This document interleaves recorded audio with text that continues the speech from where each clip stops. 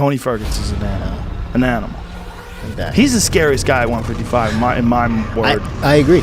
In my world, because he don't get tired. One of the co-main events for the UFC 274 is very interesting. Michael Chandler versus Tony Ferguson. Please give this video a thumb up if you share the same opinion as we do, and please do comment to discuss this prediction further. So this is a fun one. Or not. Tony really had a sad 3 fights, okay not 3, let's say 2 his performance against the current champ Charles Oliveira, and Beneil Dariush. This last one in particular was very sad. Beneil Dariush is a good fighter, but we thought not in the caliber of Tony, so for him to dominate Tony as he did was a sad thing to watch. We already used the word sad 3 times now, that is how bad is it? The fight with Justin Gaethje has ended Tony's career. Just look at Tony's face after the fight. Justin almost turned him into an old cripple. Tony used to brag about how the fighters that fought him never be the same. That's what happened to him in Justin fight. Call it karma. Yeah. That Cowboy fight freaked me out. Cowboy looked like Tony had bricks in his gloves.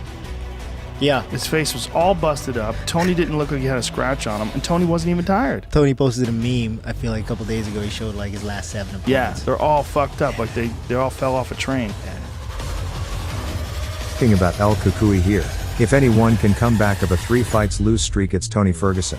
If he can summon some of his previous self, he will be a winner in May 7th. If not, this will be the true end of his career. He will probably be released from the UFC as well, so we expect and know that he will come with a last stand kind of mentality, but unfortunately our prediction is that Michael Chandler will win.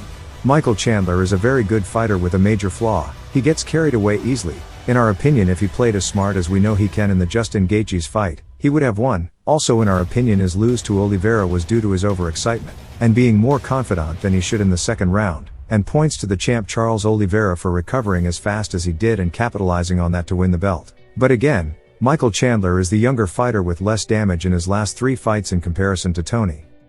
If Michael wins, we think it will be the last time we see Tony, and as we don't want the unorthodox way of fighting that Tony's bring to disappear, but our prediction stays with Michael Chandler to win.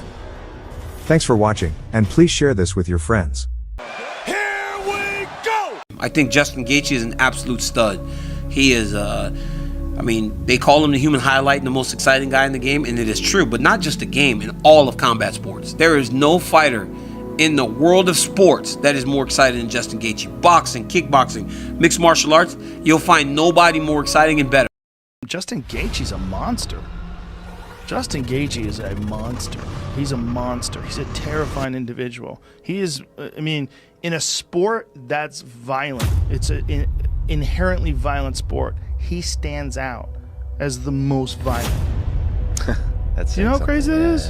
Yeah. You watch his knockout of Edson Barboza.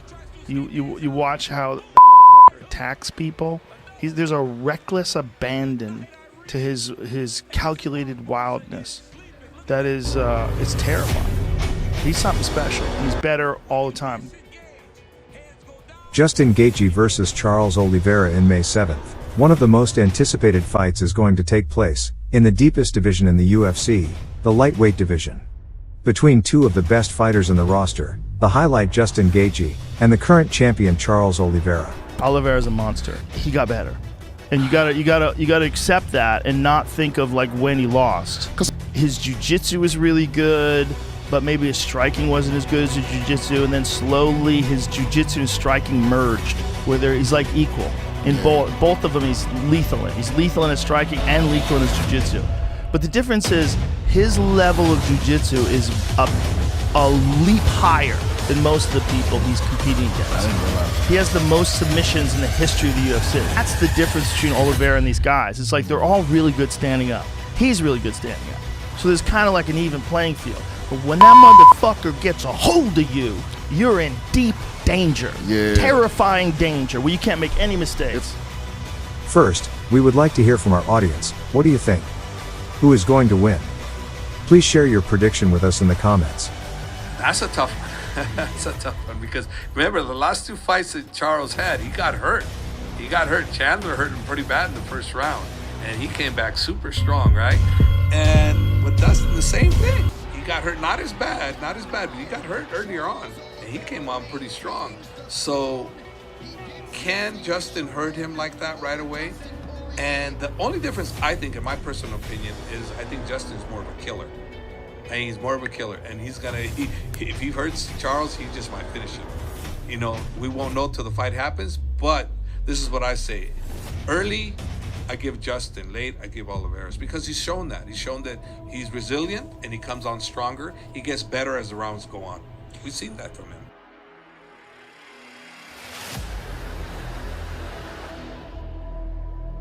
There are several ways that this fight can go by, several scenarios that can happen. We will try to cover it here.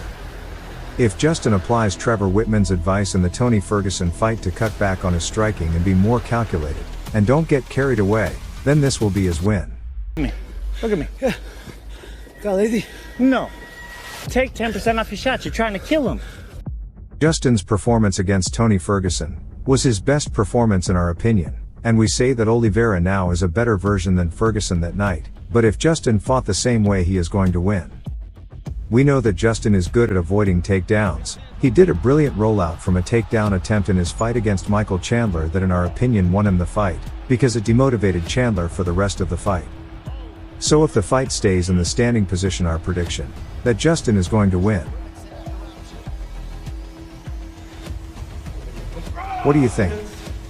Is this a typical striker versus grappler type of fight? Maybe. Justin's best weapon is his striking and Oliveira's best shot is his grappling. Kind of similar to the Khabib and Justin fight? Also maybe.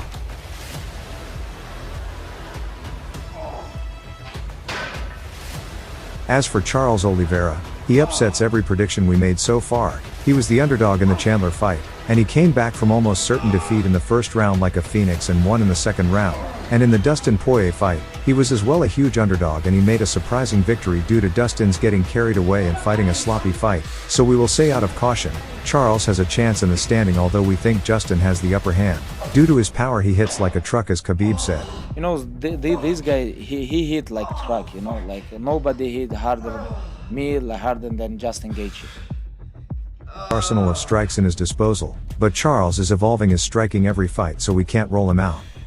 If the fight goes to the ground, although we think Justin is very hard to take down, it's a different game. Oliveira is very good on the ground, so he can secure a submission and take the win. But our prediction for this fight, Justin is going to win. I have no feelings coming in here, and it scares me because I just don't understand why I can't be nervous or scared, but it's just, I just love it way too much.